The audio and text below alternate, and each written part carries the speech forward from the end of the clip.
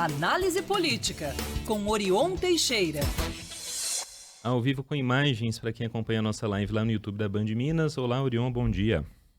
Bom dia, Lucas, Luciana e ouvintes espectadores da Band News. Prazer voltar a falar com vocês. Prazer é nosso. Orion, a gente estava falando aqui do patriota Eduardo Bolsonaro, que coincidentemente, né, óbvio, ele tinha informações sobre o Brasil e foi lá para o Catar levar um pendrive, sabe, Orion? Uma tecnologia muito moderna, né, bem aí, bem 2022, com informações que foram entregues, não se sabe a quem, coincidentemente, óbvio, né, lá no Catar, onde por acaso está acontecendo uma Copa do Mundo. Aí um ouvinte nosso lembrou de outro detalhe dessa história também. Ô Lucas, e não esquece não, hein? Ele estava batendo ponto na Câmara lá. Ele ainda estava trabalhando no Brasil. Eu não sei como ele conseguiu ficar em dois lugares ao mesmo tempo. Um fenômeno, né, Orion? De fato, registrando presença na Câmara, que estava a mais de 10 mil quilômetros lá do Catar, enquanto ele municiava, não se sabe quem, com um pendrive, informações aí sobre o Brasil. Enquanto isso, aqui na rádio, né, o mesmo pessoal está aqui, hein, Orion? E a questão a ser explicada, Lucas, é se ele estava lá em alguma missão, se essa viagem dele, a hospedagem, foi paga por dinheiro público pela Câmara dos Deputados. É uma questão a ser apurada ainda. Por outro lado, eu acho que o deputado Eduardo Bolsonaro tem razão quando diz que no Catar não existe apenas Copa, né? Existem manifestações também contra o racismo, a homofobia, contra a tirania, contra os antidemocratas, que em um país conhecido aí, estão aí há mais de 30 dias nas ruas, em frente aos quartéis, pedindo exatamente intervenção militar e o fim da democracia.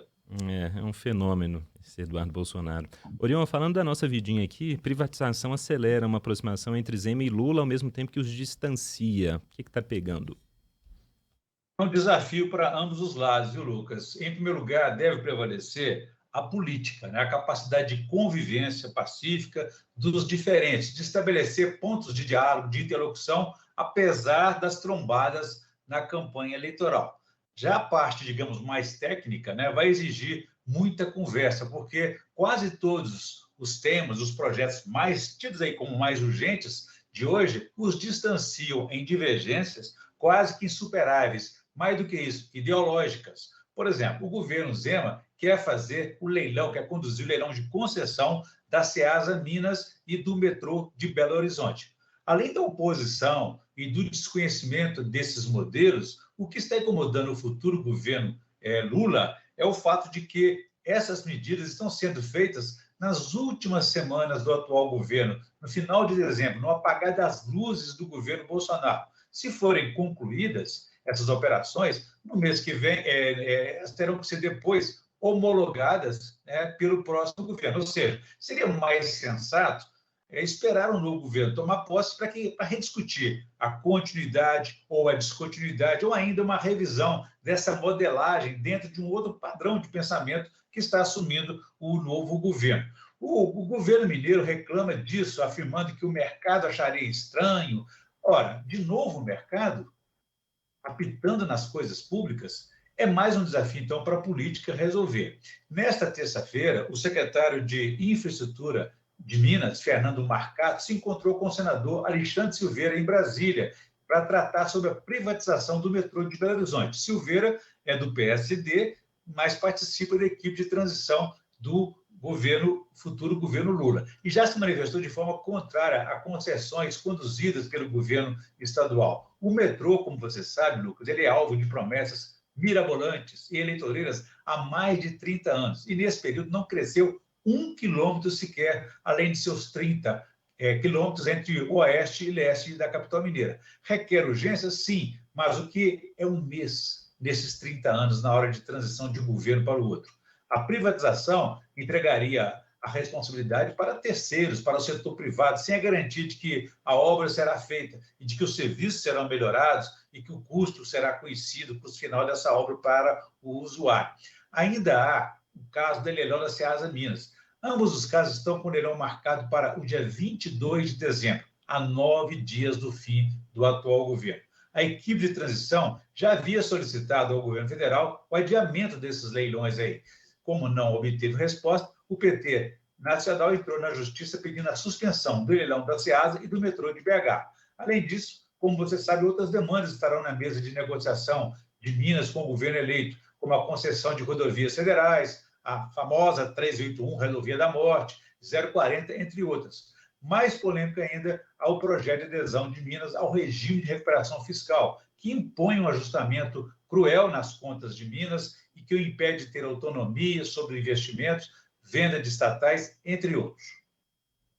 Orion, tem o Instituto Mineiro apontando, né, liderança de Lula sobre Bolsonaro. O que você nos conta em relação a isso? Luciana, a campanha eleitoral já acabou e com ela também sumiram as pesquisas eleitorais, pelo menos no mundo real. Mas no virtual, a disputa continua. E agora o Instituto Mineiro de Pesquisas Quest, especializado aí também nas pesquisas digitais, apontou que a popularidade digital de Lula, do PT, disparou e a de Bolsonaro, do PL, despencou um mês aí após a eleição. Lula obteve agora seu melhor desempenho nas redes sociais, abrindo a dianteira sobre o antes imbatível, o imbrochável Jair Bolsonaro.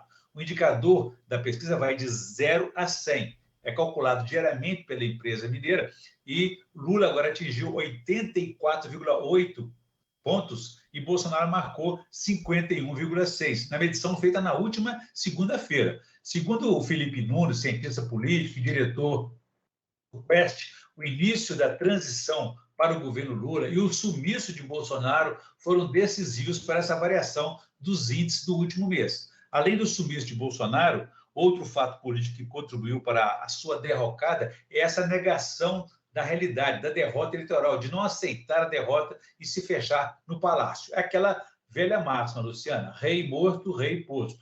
Na realidade, a expectativa crescente a cada dia de nova notícia da transição, da atuação de Lula e de anúncios sobre medidas sociais e econômicas. Nessa semana, por exemplo, Lula voltou a Brasília para viabilizar a aprovação da PEC da transição e garantir a continuidade dos auxílios, como Bolsa Família, aumento real para o salário mínimo, entre outros, e consolidar também apoios políticos para garantir a governabilidade dele no Congresso e também no campo militar. Orion, a gente fica por aqui, mas voltaremos a nos falar depois de amanhã, sexta-feira, quando inclusive o Brasil entra em campo novamente contra Camarões. Combinadíssimo, então? Combinado. Um abraço para você e Lucas, ouvintes, espectadores também da Band News. Quem quiser saber mais, pode consultar meu blog, www.blogdorion.com.br. Um abraço a todos e façamos um bom dia. Passamos, Orion. Bom dia. Valeu, Orion.